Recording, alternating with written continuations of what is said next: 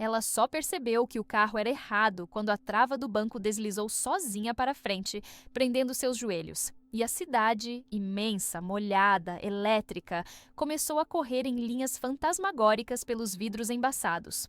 Um sequestro a uma mulher começando dentro de um carro em uma cidade grande, pensou, como se um narrador cruel tivesse escolhido seu destino naquela noite. Lara, 34, tentou recostar o corpo para buscar ar, mas o cinto travado parecia um braço colado ao peito. Lá fora, buzinas denunciavam a pressa de uma metrópole que não olhava para dentro dos carros. O motorista, um homem de voz simples e mão grande, apertou um botão. O vidro do lado dela subiu mais um pouco, abafando o mundo.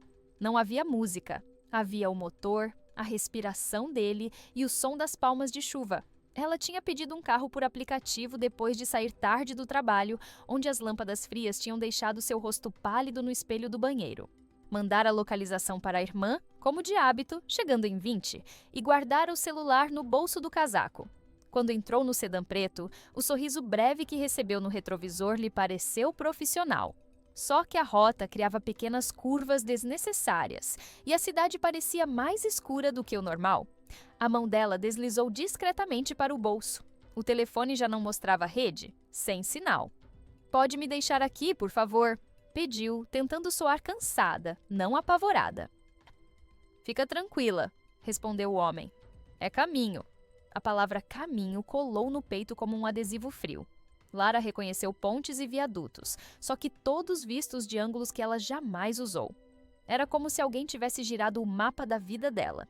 Quis lembrar o rosto da mãe, as mãos que tremiam com a medicação, o cuidado com as plantas na varanda e sentiu um golpe de culpa por não ter passado lá naquela semana. Do lado esquerdo, no encosto, havia uma pequena costura solta. Ela puxou e o tecido cedeu milímetros. Queria deixar uma marca, qualquer coisa, como quem risca a unha à parede de um quarto escuro. De súbito, o homem mudou de pista. Entrou em uma rua lateral de galpões, e as luzes foram rareando. Quando o carro parou, uma mulher abriu a porta de trás, a mesma do lado de Lara. Era jovem, magra, tinha um casaco barato e olhos cuidadosos como os de quem entende dor. Entrou, sentou-se ao lado de Lara e encostou a mão no joelho dela. "Não grita. Vai acabar rápido se você cooperar." "O que vocês querem?", Lara perguntou, a língua pesada. "Dinheiro." E silêncio. Lara pensou em Marcos, o namorado que há 2 meses havia jurado fidelidade, mas que ela descobrira por mensagens, numa madrugada, em outra cama. Lembrou do chefe, Sérgio, e do e-mail que viria no dia seguinte com ajustes de equipe. Lembrou de tudo o que tinha e do que quase perdera. Percebeu, com um susto, que o mais valioso era o direito de ir e vir sem um narrador de tragédias lhe apontando as viradas. O carro voltou a andar. A mão da mulher ao lado dela continuava no joelho, não com violência, mas com firmeza. O motorista assobiava alguma melodia sem graça. Lara fechou os olhos e sentiu as pálpebras arderem como se fossem veludos ásperos. Tentou contar os próprios batimentos. Puxou o ar pelo nariz, prendeu, soltou, repetiu. O corpo respondeu.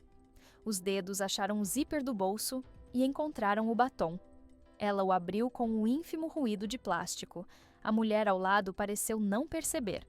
Com a ponta do batom, Lara desenhou 3 linhas curtas no tecido do banco, ali onde a costura se abrira.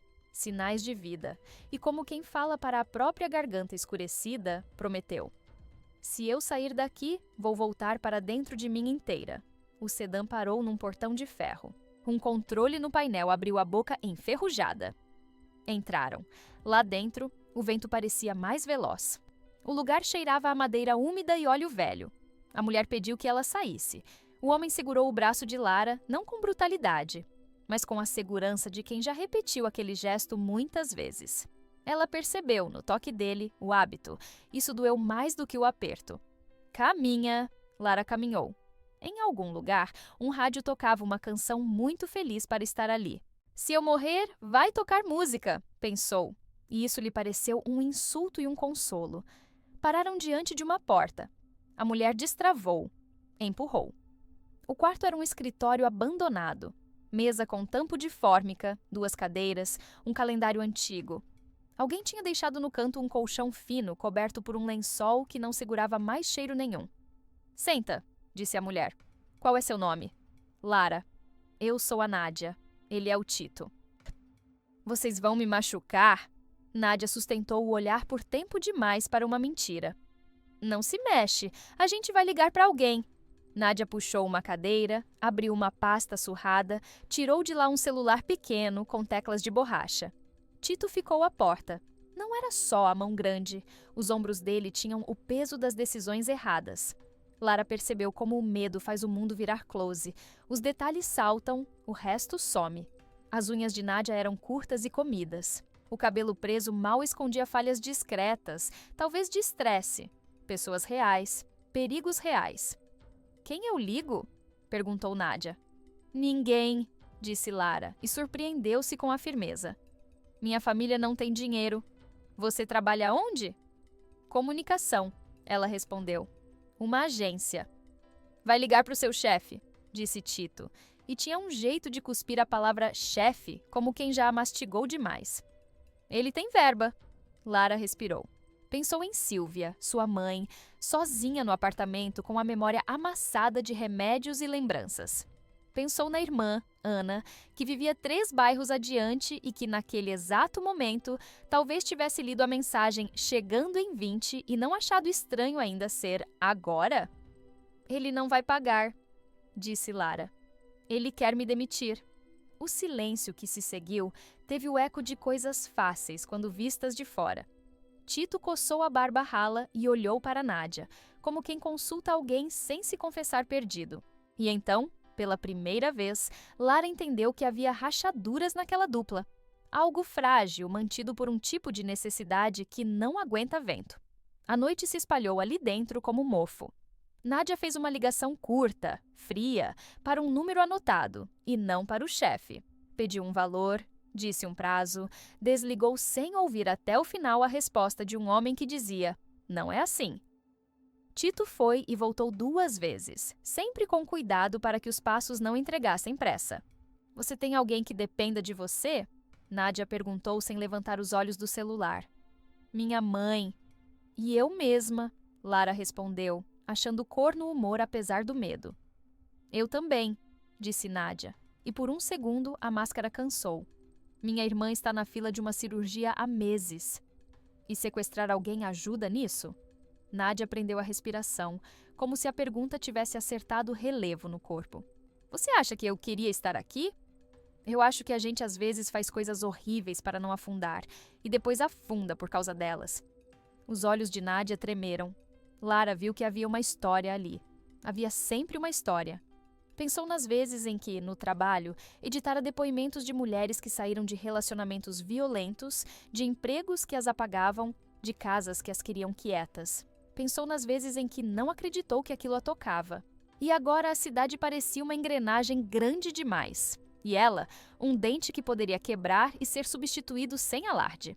O tempo, sob lâmpadas ruins, tem o hábito de se enrolar no próprio pescoço. Lara ouviu o estalo da porta.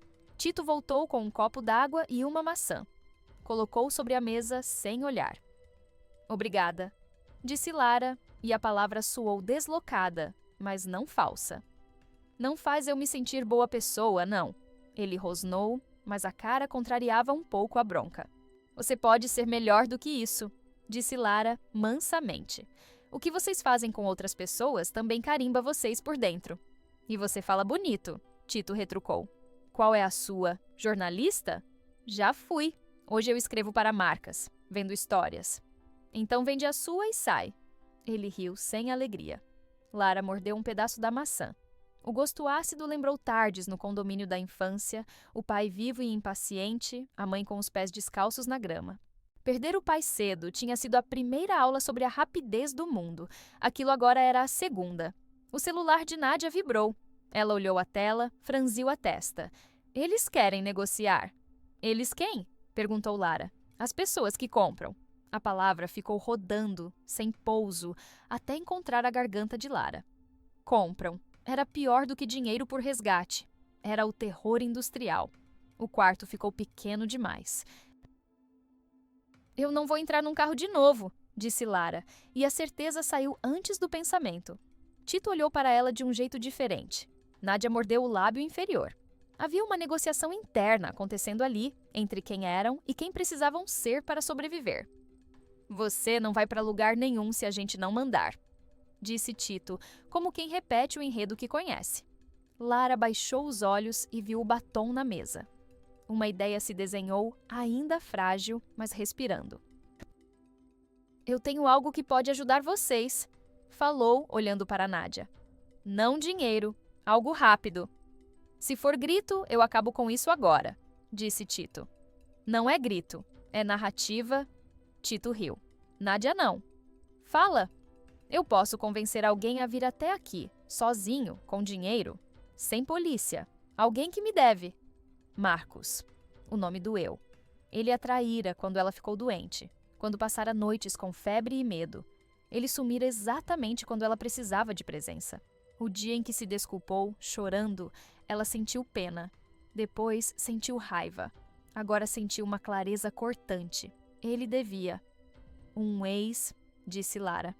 Ele me deve. Ex-paga? Tito zombou. Depende do tipo de culpa que ele carrega. Nádia observava como quem mede temperatura. E qual é a garantia de que ele vem? Eu sou a garantia. Se ele não vier, eu digo a vocês como entrar no sistema de pagamentos da agência onde trabalho e tirar um valor que não levanta alarme. Nádia estreitou os olhos. Tito bateu o dedo na mesa, impaciente. E se você estiver mentindo? Perguntou ele. Vocês já pensaram em vender pessoas. Eu estou pensando em sobreviver. Mentir agora seria cavar meu próprio buraco. Nádia e Tito trocaram olhares que carregavam anos. Havia ali uma história de sobrevivência, sim, mas também uma de controle, descontrole, perda e tentativa de amor. A cada troca silenciosa, Lara recalibrava a esperança, minúscula, como quem regula o gás de um fogão. Faz a ligação, disse Nádia. Põe no viva voz. Lara assentiu. Antes, me solta as mãos. Eu preciso mexer no telefone. O silêncio de Tito era grosso. Ele aproximou-se e cortou as abraçadeiras que prendiam os pulsos dela. O plástico relutou, depois cedeu com um estalo. O sangue voltou às pontas dos dedos como formigas apressadas. Lara respirou por um segundo o luxo de poder mover as mãos e discou. Oi? A voz de Marcos veio inflada de culpa e curiosidade. Eu preciso de você, disse Lara, simples, direto, verdadeiro. Agora. Marcos ficou mudo por tempo demais. Depois, onde você está? Lara olhou para Nádia. Ela balançou a cabeça. Nada de endereço. Num lugar ruim. A voz falhou e não foi teatro. Se você já quis fazer alguma coisa certa, é agora. Você precisa de dinheiro? Preciso de você. Traz o que puder e vem sozinho. Eu te mando a localização em 10 minutos. Desligou. O silêncio que seguiu tinha gosto de ferro. Tito sorriu com os cantos, satisfeito. Nádia manteve a cara indecifrável. Se ele não vier, a gente cria outra história, disse ela. Até lá, ninguém sangra. Lara assentiu e por dentro começou a desenhar um mapa de fuga que tinha menos a ver com portas e mais com pessoas. Em um momento, levantou o rosto para a lâmpada que piscava e, num impulso que talvez parecesse deslocado dali, pensou. Se você, que me ouve, já segurou o medo junto com alguém, sabe que é isso que nos mantém vivos. E se essa história tocar você, lembra de se inscrever no canal e curtir este vídeo. Às vezes, compartilhar um relato assim é a forma mais rápida de lembrar ao mundo que a gente existe. O tempo ficou diferente. Cada gesto tinha a gravidade de um capítulo. Nádia pediu o relógio de Lara. Ela entregou. Tito saiu. Quando voltou, trazia uma mochila. Largou no chão. Se o cara vier, vai na minha. Sem gracinha, disse ele, mas a voz não tinha as quinas de antes. Por que vocês fazem isso? Lara perguntou sincera. De verdade. Porque a gente ficou sem portas, respondeu Nádia cansada. Porque quando você pede ajuda, ninguém aparece. A minha irmã tem 28 anos e um tumor que cresce devagar e rápido ao mesmo tempo. Quando ela precisa de exame, mandam aguardar. Quando precisa de remédio, dizem que acabou. A gente vendeu a moto, a televisão, os anéis. E quando você acha que não tem mais nada, alguém diz que você ainda tem um corpo. Eu sinto muito, disse Lara. E não era piedade, era reconhecimento. Mas não é assim que a gente volta para casa. E como é? Nádia perguntou, agressiva por defesa, pedindo ajuda outra vez, de outro jeito, quebrando o ciclo, mesmo quando parece que a vida só tem corredor sem janela. Nádia riu, mas os olhos ficaram molhados. É lindo, é inútil. Só é inútil até alguém fazer. O celular vibrou. Mensagem de Marcos. Onde? Lara olhou para Nádia, que assentiu com um gesto pequeno.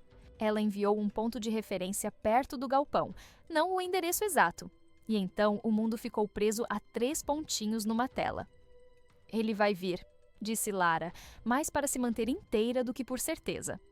Todos vêm, respondeu Tito com um cinismo que parecia aprendido da vida, não dos filmes. Lara observou Nádia. Aquela mulher que começara como uma sombra, agora tinha nome, irmã, um cansaço antigo. Reparou na aliança fina e arranhada.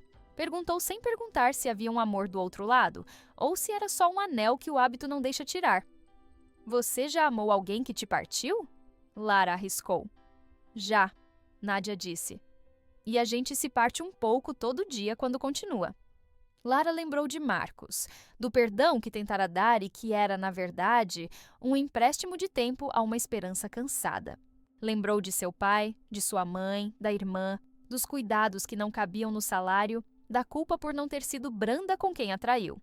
E num segundo que não soube de onde veio, o medo transformou-se em outra coisa. Foco. Se eu for embora viva, disse ela, eu vou procurar sua irmã. Vou descobrir como ajudar sem virar vocês. Não promete o que não sabe, falou Tito, como quem protege Nádia do perigo da esperança. Não é promessa, é direção. Os faróis de um carro riscaram o interior do galpão por uma fresta da porta. Tito se fez grande perto da entrada. Nádia pôs a mão no braço de Lara, não para prender, mas porque precisava de um apoio que não fosse ela mesma. É ele, disse Tito. Tudo ficou estreito como um funil. Lara sentiu o corpo crescer em atenção. Os passos de Marcos ecoaram lá fora. Tito abriu a porta pela metade e o puxou para dentro pelo cotovelo. Houve palavras rápidas, mãos no ar, medo. Marcos estava pálido, suado, com uma mochila que parecia mais leve do que a situação exigia. Quanto tem? Rosnou Tito. Tudo que consegui, gaguejou Marcos. Por favor, só deixa ela ir. Lara olhou para ele e viu, misturado, o homem que a fizera feliz e o que a deixara sozinha num hospital. Viu culpa sincera e covardia treinada. E viu uma chance. Escuta, Marcos, disse ela, com uma calma que ensinou ao próprio pulso. Olha para mim. Ele olhou como se estivesse vendo a pessoa pela primeira vez e a última ao mesmo tempo. Você quer fazer a coisa certa? Então troca. Me leva e deixa ela. Apontou de leve a cabeça em direção a Nádia. O quê? Tito se adiantou, confuso. Eu sei o que vocês iam fazer comigo. Se alguém tiver de sair desse ciclo agora, que seja ela. O galpão respirou, espantado. Nádia levou a mão ao peito, incrédula. Tito vacilou como quem recebeu um empurrão invisível. Marcos pareceu menor.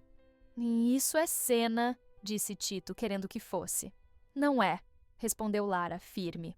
Eu não vou ser moeda para alimentar mercado de horror. Mas se a vida exige um gesto, que seja o que muda 1 milímetro o eixo. Nádia deu um passo para trás, depois 2 para frente. Tito, chega! Cala a boca! Ele latiu, mas a voz já não era canino. Era menino. Chega! Repetiu Nádia, com um som que vinha de um lugar antigo. Eu não vou mais. Tito avançou, a mão buscando o bolso. Lara não pensou. Agarrou a cadeira com toda a força que a raiva e o amor pela mãe emprestam e jogou contra a parede, fazendo um barulho que parecia maior do que o objeto. Do lado de fora, um cachorro latiu, alguém gritou, "Tá tudo bem aí?"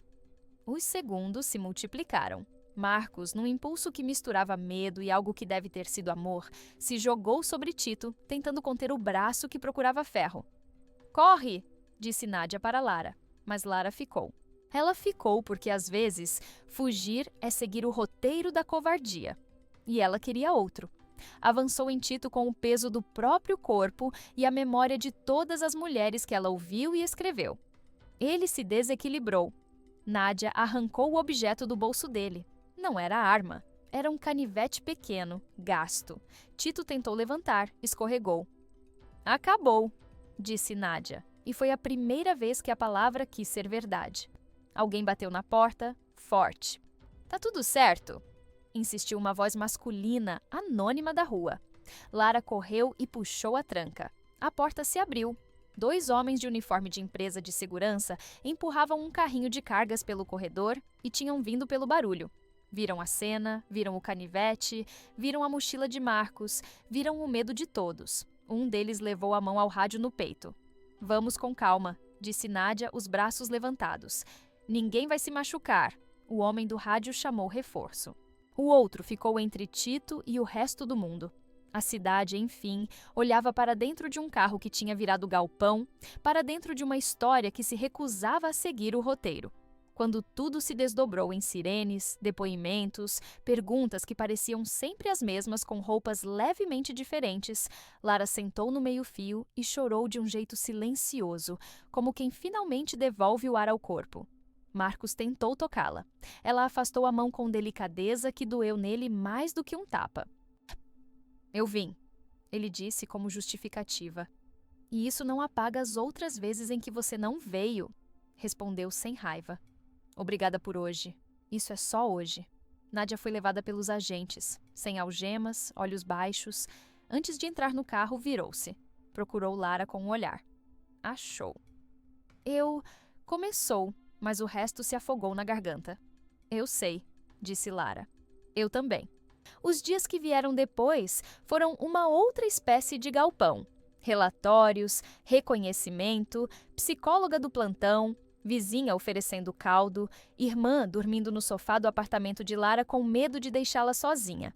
A mãe, Silvia, repetindo perguntas como quem borda um caminho novo na memória. Você chegou bem? Quer um chá? Por que a polícia veio aquele dia? Lara respondia cada vez com uma versão que não mentia, mas poupava. No trabalho, Sérgio a chamou na sala de vidro. Olhou de cima para um documento por tempo demais e então disse: Como você está? Ela percebeu o como você está, que vem antes do vamos precisar ajustar a equipe. Eu estou viva, respondeu. Isso é mais do que muita gente consegue. Ele pigarreou, desconfortável.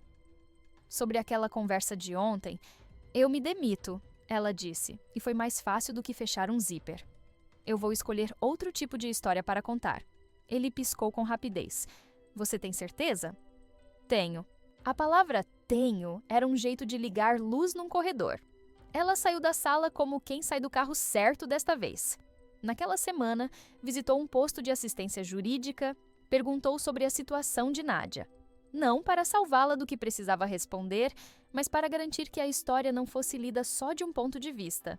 Descobriu a irmã dela, Júlia, em um corredor de hospital, com uma touca de lã fora de época e um sorriso que insistia mesmo quando nada mais insistia. Eu sou a Lara, disse, sem adornos. Eu estive com a sua irmã. Os olhos de Júlia ficaram maiores, não de raiva, mas de susto.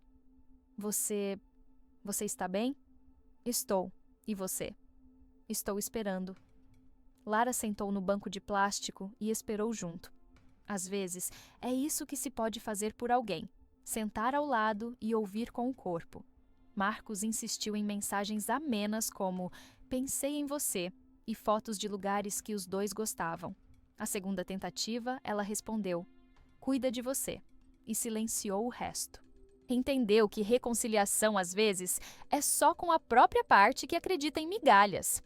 Ana, a irmã, passou a dormir 2 vezes por semana na casa de Lara. Cozinhava coisas que não sabiam grandes, mas confortavam, e ria feio, o que sempre foi belo. Silvia começou uma fisioterapia nova e se saiu melhor do que a equipe esperava. Lara sentiu um tipo de alegria que não cantava por cima da tristeza. Cantava ao lado. Certa tarde, sentada no banco de uma praça, ela abriu o celular e escreveu um texto. Não mandou para uma marca, nem para um chefe. Publicou num espaço anônimo, como quem planta a árvore em terreno baldio. Contou da noite do carro, do galpão, do barulho maior do que a cadeira, de Nádia, do canivete pequeno, da coragem que nascia junto da necessidade, da irmã no hospital. Não romantizou, não transformou dor em like. Disse: tem dias em que a vida é uma rua escura e um carro errado, e a única luz vem de dentro. As respostas foram chegando devagar, como quem não quer assustar. Mulheres dizendo eu também, gente dizendo eu existo, gente que se inscreveu para acompanhar outras histórias porque sentiram menos frio assim. Lara sorriu com a delicadeza de um perdão. Percebeu como o mundo muda milímetros quando alguém abre a mão para alguém. Voltou ao hospital com Júlia. Levou documentos que uma assistente social explicou. Descobriu que a cirurgia, com pressão certa, podia andar. Aprendeu que a burocracia tem frestas e que pessoas certas sabem usá-las para o bem. Quando a notícia da data chegou, Júlia chorou como quem estava devolvendo água a um copo vazio. A sua irmã... Começou Lara. Eu sei, disse Júlia. Ela errou feio, mas ela sempre foi quem ficou. Lara entendeu que o amor é complicado, mas não precisa ser confuso. E que perdão não é esquecimento, é cuidado com os limites. Acompanhou Júlia até a porta e, quando voltou para casa, pela primeira vez em muito tempo, não atravessou a cidade com medo do carro errado. O medo estava lá, mas sentou no banco da frente, calado, como quem reconhece que não dirige mais. Naquela noite, em frente ao espelho, ela viu um rosto que não era novo, mas também não era o de antes. Era o rosto que ficou depois que a história passou por cima e ela não virou pavimento. Pegou o batom que riscou o tecido do carro e deixou, com a ponta dele, 3 linhas discretas no canto do espelho. 3 sinais de vida. Os meses desenharam caminhos que não eram retos, mas iam. Lara aceitou trabalhos como freelancer, depois recusou 2 que soavam como portas velhas, ofertas com elogios de mais e respeito de menos. Começou a escrever textos que não fingiam que a luz apaga a sombra. Às vezes, recebia e-mails de mulheres contando coisas que não deveriam ter acontecido com ninguém. Respondeu o que sabia. Eu acredito em você. Não foi sua culpa. Você não está sozinha. Há lugares e pessoas que podem te ajudar. Aprendeu os endereços, os telefones, os nomes de quem abre frestas. Toda sexta almoçava com Silvia, que entre uma lembrança e outra que escorria pelos dedos, contava histórias do pai de Lara com um frescor que fazia viver outra vez. Às vezes choravam, às vezes riam de uma careta dele. Ana, que carregava a família nos dentes, começou a delegar amor, e isso aliviou. O processo de Nádia seguiu. Lara não foi testemunha de defesa nem de acusação. Foi presença. Escreveu uma carta que não pedia absolvição, mas lembrava que monstros não nascem prontos. São feitos de restos de medo, escolhas ruins e oportunismos alheios. Pediu que a justiça visse gente. Não romantizou, não enfeitou. Entregou no fórum, respirou fundo ao sair. Certa manhã, Marcos apareceu no caminho da padaria dela. A cidade agora parecia menos inclinada contra Lara, mas ainda assim ela sentiu os ombros se prepararem. Eu queria pedir desculpa direito, ele disse. Eu te ouvi, respondeu Lara, com a educação necessária para não alimentar esperanças. Eu não quero você de volta. Eu mudei. Eu também. E a minha mudança não passa por voltar. Ele baixou os olhos e, nesse gesto, Lara sentiu ternura. Não pela possibilidade de reatar, mas por ver um ser humano tentando. Cuida de você, repetiu ela. E não me procura. À noite, abriu a janela da sala. A cidade respirava pesada, mas respirava. A rua tinha carros, sim, mas também gente caminhando com sacolas, crianças que ainda não aprenderam a ter medo, uma moça mexendo no cabelo e rindo sozinha de um áudio. O mundo era aquilo e mais coisas. No domingo seguinte, foi visitar Júlia no hospital. A cirurgia tinha decorrido bem. Júlia estava pálida de vitória. Ela perguntou de você, disse a mãe de Júlia, com um carinho guardado. Da moça do galpão. Lara sorriu e o sorriso tinha linhas novas. Diz que eu digo que estamos todas saindo. Quando voltou para casa, abriu o laptop e escreveu mais uma história. Não de sequestro dessa vez, de retorno, de como o medo tem pernas, mas a coragem aprende a dançar. E como fazia sempre que sentia que o texto poderia encontrar alguém que precisava dele, deixou um convite simples. Se esse relato te fez companhia, se inscreve no Fragmentos de Medo, curte, comenta o que sentiu. Não por números, por encontro. Um mês depois, recebeu uma carta, de papel, rara como chuva de verão no dia certo. Era de Nádia. As linhas eram firmes, a caligrafia surpreendentemente bonita. Dizia: "Eu não te peço desculpa como senha. Eu escrevo para agradecer o silêncio que você deixou quando podia ter gritado meu nome mais alto. Minha irmã está bem. Eu vou pagar pelo que fiz. E quando sair, quero aprender um jeito de ficar." Lara leu 2 vezes, depois 3. Guardou no envelope os fragmentos de medo que ainda a visitavam, como quem arquiva devagar, etiqueta e não joga fora. Alguns, a gente precisa lembrar para não repetir. Numa noite qualquer, ela pegou corridas de aplicativo outra vez. O motorista confirmou o nome, mostrou a rota, a rede do telefone estava cheia. Ela entrou, respirou. O banco tinha uma costura perfeita. Olhou o retrovisor e viu os próprios olhos de volta. E neles havia cansaço, mas também havia chão. "Tudo bem?" perguntou o motorista. "Agora sim", disse Lara. A cidade não ficou mais gentil de repente. As luzes continuavam frias em certos lugares, as buzinas continuavam impacientes, e havia sempre, no escuro, mãos procurando bolsos. Mas havia mais gente ouvindo histórias que não são só delas. E isso, percebeu Lara, era uma forma de segurança. Não a que tranca portas, a que abre presença. Se você chegou até aqui, talvez reconheça um pedaço do seu caminho no dela. Talvez tenha um medo com nome e RG. Talvez tenha uma esperança que acordou deitada e preguiçosa. O que quer que seja, ele não te diminui. Ele te lembra que você respirou até ficar em pé. E que mesmo quando um carro errado insiste em parar, você ainda sabe dizer não. No fim, dentro do carro certo ou andando a pé pelas avenidas do mundo, o que faz diferença é reconhecer as mãos que te seguram por dentro. Às vezes elas tremem. Tudo bem, tremendo, elas também te sustentam. Mensagem final. Se hoje você atravessa uma rua escura, segura a sua mão por dentro. Os passos que você deu até aqui já são prova de coragem. O medo não é fracasso, é ferramenta. Quando você aprende a usá-lo, ele deixa de te dirigir. E se esta história encontrou você num dia em que precisava respirar, inscreva-se no canal, curta o vídeo e conte nos comentários o que sentiu. Não para ganhar razão, mas para que outras mulheres encontrem nas suas palavras um pedaço de chão